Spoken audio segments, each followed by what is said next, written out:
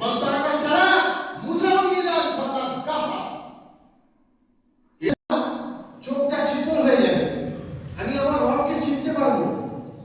নামাজের মধ্যে সব থেকে শ্রেষ্ঠ, সব থেকে যে সব কিছু দিয়ে দেবো কিন্তু মাথা কথা বলবো না, বলে না? এই মাথা মানুষের কাছে সর্বশ্রেষ্ঠ।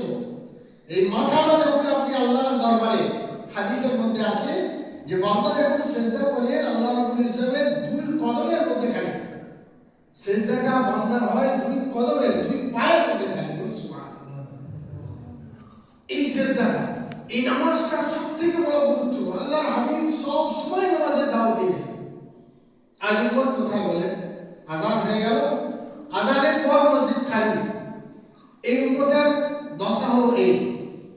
ওই জায়গায় সূরা জুমার মধ্যে আল্লাহ রাসূল বলেন, নুদিয়া লিস-সালাতি মিন ইয়াউমিল জুমআ ফাসআউ ইলা যিকরিল্লাহ।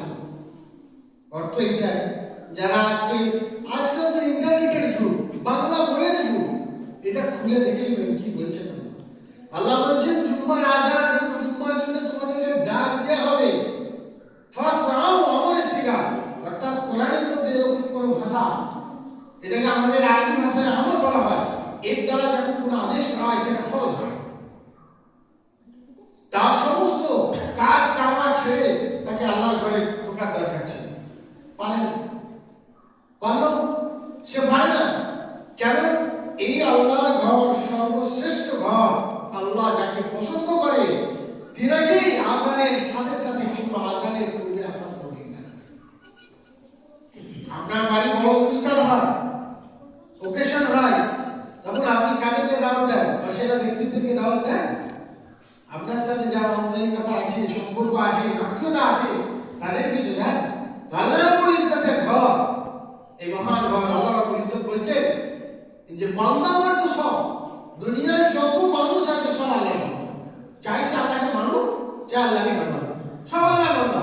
কিন্তু আমি যাদেরকে ভালোবাসি তাদেরকে আমার ঘরের সাথে যুক্ত করি। মুসলিম শরীফের রিওয়ায়াতে আল্লাহ রাসূল বলেন যে কাল কিয়ামতের ময়দানে আরশে আজিমের তলায় আল্লাহ রাব্বুল ইজ্জত ওই সমস্ত ব্যক্তিদেরকে তিনার আরশের তলায় ছায়া দেবেন যাদের দিল যে কুলুবুহুম মুখালামাতুন ইলা মাসাজিদিনা, যাদের দিলটা, অন্তরটা মসজিদের দিকে লটকে থাকবে, ঝুলে থাকবে।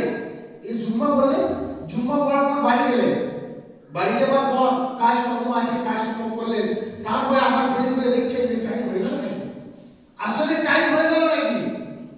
যদি আপনার মধ্যে আসে, জেনে রাখবেন বান্দা, এই মুসলিম শরীফের হাদিসের অনুযায়ী আল্লাহ রাব্বুল ইজ্জত কাল কিয়ামতের ময়দানে আপনাকে আরশে আজিমের তলায় ছায়া দেবেন। বলুন সুবহানাল্লাহ। এই দিনটা আমাদেরকে তৈরি করতে হবে, আল্লাহর ঘরের সাথে আমাদের মহব্বত তৈরি করতে হবে। যখনই আল্লাহর ঘরের সাথে ভালোবাসতে শুরু করবো, আল্লাহ আমাকে বারবার ডাকান। এই ঘরটাকে সম্মানের চোখে মুসলমানরা দেখে, নিশ্চয়ই দেখার দরকার, কিন্তু যে সম্মান দেওয়ার দরকার, আবাদ করা, নির্মাণ করা। নামাজকে কোনদিন কোরআনের মধ্যে বলে না যে আব্দুস সালাত, আরবি ভাষায় আব্দু মানে আদায় করা, পড়া। যত জায়গায় কোরআনের মধ্যে বলেছেন আকিমুস সালাত, নামাজটাকে কায়েম করো, প্রতিষ্ঠিত করো। তার মানে কি? তার মানে এই যে নামাজ তুমি শুধু করলে হবে না, নামাজ পড়ার সাথে, নামাজের সাথে সমস্ত জিনিস তোমাকে মেনে চলতে হবে। কোরআন বলছেন যে ইন্নাস সালাতা তানহা আনিল ফাহশাই ওয়াল মুনকার।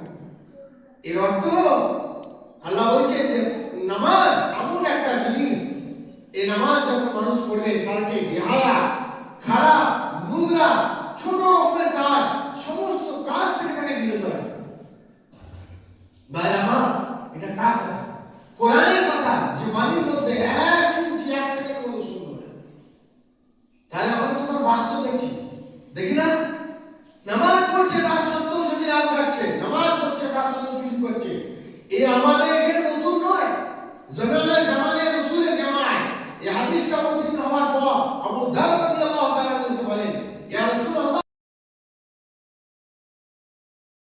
ইয়া হাবিবাল্লাহ, অমুক সাহাবী নামাজ পড়ে, আল্লাহ তাআলা চুরি করে। কি করে? নামাজও পড়ে আবার চুরিও করে। আল্লাহ রাসূল বলেছেন নিশ্চয়ই ওর নামাজ ওকে দূরে রাখবে। তার মানে জানতে হবে আমার নামাজ হচ্ছে না। যে নামাজ আমাকে চায়, আল্লাহর হাবিব যে নামাজ আমাকে বলেছে যে এমন নামাজ পড়ো কান্নাকা তারাহু ফাইন তাকুন তারাহু ফাইন্নাহু ইয়ারা। সমস্ত হাদিসের প্রথম চ্যাপ্টারের মধ্যে আছে, মুসলিমে আছে, মিশকাতে আছে। এই যে আল্লাহ রাব্বুল এর লম্বা একটা হাদিস মাল ইহসানের জায়গায় বলা আছে যে ইহসানটা কি, ইহসানটা কি সেখানে বলা আছে কান্নাকা সালাত তুসাল্লি সালাত কান্নাকা তারাহু, তুমি নামাজ পড়ো এমন ভাবে এমন রূপ তোমার মধ্যে আসবে যেন তুমি কান্নাকা তারাহু, মানে আল্লাহ, তুমি কাকে দেখছো? যেন তুমি নামাজ পড়া অবস্থায় আল্লাহকে দেখছো। এক ওই তখন তারাহু, যদি এই প্রশ্নটা তোমার মধ্যে আসতে পারে না, এখন এই নতুন নামাজ আসবে। এই নামাজের পূজা আদা করে পীর ওলি আউলিয়া যখন লেভেল আসবে তাদের এই প্রথম ধাপ আসবে। সাধারণ মানুষে আসবে না, চেষ্টা করলেও তারা আসতে পারবে না। এই যে আমি আল্লাহকে দেখছি, তখন মন আপনার ভাববে কেমন আল্লাহ, তার কেমন আছে, তার আকৃতিটা কেমন, তখন শয়তান আপনাকে খারাপের দিকে টেনে নিয়ে যাবে। এই সুরটা শুধুমাত্র খাস আল্লাহ আমাদের সাথে করতে হবে, এটা তো পারবে না। ওয়াইয়ান তাকুন তারাহু ফাইন্নাহু ইয়ারা, এটা তো প্রতিটা মুমিন পাবে। তুমি যদি আল্লাহকে দেখতে না পাও, কমসে কম সে তো তোমাকে দেখছে। এই ভাবটা যদি আপনার মধ্যে এসে যায়, তাহলে আপনার নামাজের মতো হবে। নামাজের মধ্যে ইখলাস আসবে, নামাজের মধ্যে ব্যবসা মনে পড়বে না, জমির সাথ দেওয়া বাকি আছে এই জিনিসটা মনে পড়বে না। যত রকম জিনিস আপনার মনে পড়া আপনি ভাবেন করবো না, সেখানে করে। মৌলানা মুফতি সাহেব বলেছে যে নামাজের মধ্যে যত রকম চিন্তা আছে এই চিন্তা থেকে বিরত করতে হবে, দূরে রাখতে হবে। একটা মানুষ বারবার চেষ্টা করেছে, সে কিন্তু এই নামাজের মধ্যে দাঁড়ানোর পর তার চিন্তা আসবে না, কিন্তু এই যে কথাটা বলেছে এই কথাটাই চিন্তা আসবে। কি আসবে? যে নামাজের মধ্যে চিন্তা করতে হবে, বারবার এই কথাটা আসবে, আমার এই জিনিসটা আসবে না, আমার এই জিনিসটা আসবে। আমি যখন আস্তে আস্তে নামাজ পড়তে শুরু করব, কার জন্য? আল্লাহর জন্য। আল্লাহ বলছেন সেই জন্য নামাজটা আমার হাবিবকে আমি দুনিয়ায় দিলাম, সাত জমিন আসমানকে পার করে আমি আরশ আজিমে নিয়ে গেছি আমার হাবিবকে। সেখান থেকে গেছে, সেখান থেকে জিবরিল সিদরাতুল মুনতাহা গেছে। এই হাদিসটা আমরা লম্বা হাদিস, আল্লাহ রাসূল বলছেন, আল্লাহ রাসূলের এই ঘটনাটা ঘটে আল্লাহ রাসূল যখন তায়েফে যান, ছোট্ট মতো ঘটনা। তায়েফে যখন যায়, তায়েফের মানুষরা বড় কষ্ট দেয়। ওই বছরে আল্লাহ রাসূলের বিবি ইন্তেকাল করেন, আর ওই বছর শুরুতে নিজের চাচা যে জান মাল দিয়ে আল্লাহ রাসূলকে মেহনত করেছেন কিন্তু ঈমান আনতে পারে না, সেও আল্লাহ রাসূলের সাথে ছিল, তিনারা দুজন চলে গেলেন। ওটা আল্লাহ রাসূল বলেছেন হুজনুল আম, দুঃখের সব থেকে কষ্টের যুগ আমার ওই দিনটা গেছে, ওই বছরটা গেছে।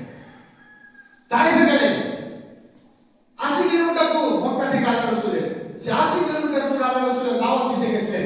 কিসের জন্য? যে মুসলমানদেরকে একটা কথা বলে। 13 বছর আল্লাহ রাসূল মক্কার মধ্যে কোনো নামাজের কথা বলেনি, কোনো রোজার কথা বলে না, হজের কথা বলে না, কোনো হাদিস পাবেন না। কেন? শুধু একটাই, কুলু লা ইলাহা ইল্লাল্লাহ তুফলিহু। মুসলমানদের লক্ষ্য করে, মানুষ জাতিকে লক্ষ্য করে আল্লাহ রাব্বুল ইজ্জতের হাবিব বলেছিলেন, হে বান্দা শুধু বল এক আল্লাহ, আমি তেরা প্রেরিত রাসূল, এই দুটো কথা মেনে নাও, তোমরা কামিয়াব হবে। এই ঘানায় কাবার চত্বরে 365টা বুটকে তারা চেষ্টা করত, তাদের কাছে আল্লাহ রাসূল দাওয়াত তাই ভেঙে গেছিলেন। সেখান থেকে কষ্ট পাওয়ার পর উম্মে হানির ঘরে যে আল্লাহ রাসূলের সেই জায়গাতে শুয়ে আছেন, ইবনে মাজাহ রিওয়ায়াত বলার উদ্দেশ্য এটা যে আল্লাহ রাসূলকে সসম্মানে এই ক্লান্ত অবস্থাতে আল্লাহ রাব্বুল ইজ্জত তিনার সাথে সাক্ষাৎ করার জন্য আসমানে নিয়ে গেলেন। সেখান থেকে সাক্ষাৎ করার পর আল্লাহ রাসূল একটা কথা বলেছিলেন আরবি ভাষা, যেটা আমরা বসে বসে আত্মাহিত করি। আত্তাহিয়াত, আল্লাহ রাসূলকে আল্লাহ হাদিয়া দিবেন, উপহার দিবেন, কিন্তু আল্লাহর হাবিব কি উপহার নিয়ে যাচ্ছে? আল্লাহর হাবিব উপহার নিয়ে যাচ্ছে। রিওয়ায়াতের মধ্যে আছে আল্লাহ রাসূল বলেছেন, যখন সিদরাতুল মুনতাহা আমি জিবরিলকে বললাম, জিবরিল এরপরে কিভাবে যাব? লম্বা কাহিনী। জিবরিল বলেন, ইয়া রাসূলুল্লাহ এরপর আমি আর যেতে পারবো না। এরপর যদি আমি যাই আমার পথগুলো পুরো ছাই হয়ে যাবে, আমার পারমিশন নাই। আপনি এরপরে আগে যান, ওখান থেকে নূর আপনাকে রাস্তা দেখাবে, আপনি গিয়ে আল্লাহ রাব্বুল ইজ্জতের কাছে সাক্ষাৎ করবেন। আল্লাহ রাসূল সাল্লাল্লাহু আলাইহি ওয়াসাল্লাম ওই কথা অনুযায়ী আগে বাড়তে থাকেন। যাওয়ার পর আল্লাহর সাথে দেখা হয়। সর্বপ্রথম যে বাক্যটা আল্লাহ রাসূল আল্লাহর সাথে পাঠ করে সেটা আমরা যেটা আত্তাহিয়াত করি, আত্তাহিয়াতু লিল্লাহি ওয়াস সালাওয়াতু আত-তাইয়্যিবাত। এই পুরো বাক্যটা পড়ার পর অর্থাৎ আল্লাহর প্রশংসা হওয়ার পর আল্লাহ তখন ঘুরিয়ে বলেন, আল্লাহ উত্তর দেন, আসসালামু আলাইকা আইয়ুহান নবী ওয়া রাহমাতুল্লাহি ওয়া বারাকাতুহু। পড়ি কিনা? আত্তাহিয়াতু আমরা পড়ি কিনা? এটা কথোপকথন আল্লাহ এবং তিনার হাবিবের সাথে। এই যখন বলেন যে আসসালামু আলাইকা আইয়ুহান নবী ওয়া রাহমাতুল্লাহি ওয়া বারাকাতুহু, আপনার সালাম দিন। দেখেন, আর উম্মতের বেদনা আমার হাবিবের ভিতরে দিলের ভিতরে কতটা ছিল। সাত আসমান পার করার পর নিচে রেখে দেওয়া উম্মতকে ভুলেন না আল্লাহ রাসূল। সঙ্গে সঙ্গে উত্তরে বললেন, আসসালামু আলাইনা ওয়া আলা ইবাদিল্লাহিস সালিহিন। সুবহানাল্লাহ। হে আল্লাহ, আমার উপরে যেমন আপনি রহমত করম বর্ষিত করছেন, আমার রেখে আসা উম্মতের জন্যও যারা নেক সালেহ তাদের উপরে রহম করুন। বলুন সুবহানাল্লাহ। সেই জন্য ভাই আমার এই নামাজ উম্মতের জন্য সবথেকে বড় জিনিস। একটা মাসনাদে আহমদের মধ্যে একটা হাদিস আছে, যে হাদিসটা বললে আপনারা বলবেন যে কোথায়। মাসনাদে আমরা আবু হানিফাকে মানি, ইমাম আহমদ বিন হাম্বল হাদিসটার উপরে আমল করে, আর যারা সালাফি হাদিস আছে তারা ওই হাদিসটার উপরে আমল করে। এই ব্যাখ্যা করে আজ আমরা এত দূরে বেঁচে আছি, জমিতে চাষ করছি, আজাদ হয়েছে বলে। বাস্তব বাহ্যিক এই হাদিসটার মানে হলো কাফের। আজ এই জিনিসটা আজ আমাদের মধ্যে নাই। বারবার আমাদেরকে নামাজ মক্কা মদিনার চত্বরেতে আল্লাহ রাসূলের জামানায় লোক সালামি হতো না, চুরি করতো, সমস্ত রকম খারাপি কাজ তার মধ্যে ছিল। নামাজ সেখানে এটা হতেই পারে না। আজ উম্মত কোন জায়গায় এসে পেরেছে যে মসজিদে আযান হয়ে যাওয়ার পর বহুক্ষণ পর তারপর আসছে মসজিদে, কিসের জন্য? তারা নামাজ। এই হাদিসটা আমি এক জায়গায় বয়ান করার পর আমাকে একজন বলেছিল যে মুফতি সাহেব, তাহলে আমরা কাফির হয়ে গেলাম। আমি বললাম, আমি বলিনি, খুলে দেখলাম সেম হাদিস ওরকম সিরাসিত্তার বহু হাদিসের মধ্যে আছে।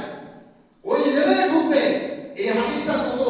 অর্থাৎ কোনো মানুষ সে যদি মুসলমান হয় আর নামাজ ছেড়ে দেয়, সে কাফির হয়ে গেল। নামাজের মধ্যে আর কুফরের মধ্যে ডিফারেন্স একমাত্র নামাজ। এর মানে কি? এটা বুখারী হাদিস যে নামাজের মধ্যে আর কুফরের মধ্যে, ইসলাম এবং কুফরের মধ্যে ডিফারেন্স, পার্থক্য শুধু নামাজ। নামাজ থাকবে ইসলাম থাকবে, নামাজ থাকবে না ইসলাম থাকবে, পরিষ্কার। সেই জন্য ভাই আমার, নসিহত করার আমাদের উদ্দেশ্য নয় শুধু উম্মতের বেদনা, যে বেদনা যে দুঃখ আমার হাবিবের দিলের মধ্যে ছিল, আর আমাদের প্রতিটা মানুষ থাকবে। আল্লাহর ঘরকে মজবুত করে ধরতে হবে। দুনিয়ায় আমার কাজ আছে, আমি কাজ করবো, আল্লাহ মানা করেন না। কোটিপতি হয়ে যান, আপনার যত সম্পদ আছে সব সম্পদের উপরে মেহনত করুন। সারা দিনে 5টা ওয়াক্ত নামাজ পড়েন। আপনার 5টা ফরজ পড়ে, যদি আপনার টাইম থাকে আপনি সুন্নতটা পড়বেন, যদি আপনার টাইম আরো বেশি থাকে নফল পড়বেন, আরো তার টাইম থাকে নফল পড়বেন, তার বেশি নফল পড়বেন। যদি না থাকে কমসে কম ফরজটা তো পড়েন। কিছু লোক বলবে আপনাকে ফরজ পড়ার পর সুন্নত না পড়লে নামাজ হবে না। ওসব বক্তা না, তারা তক্তা।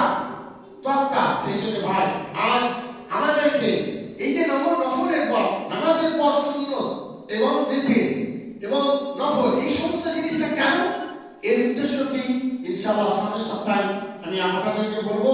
আল্লাহ তাআলা আমাদের প্রতিটা মুমিনকে যেন মসজিদের সাথে জুড়ে থাকা আল্লাহ তাআলা তৌফিক দান করুন। ওয়া আখিরু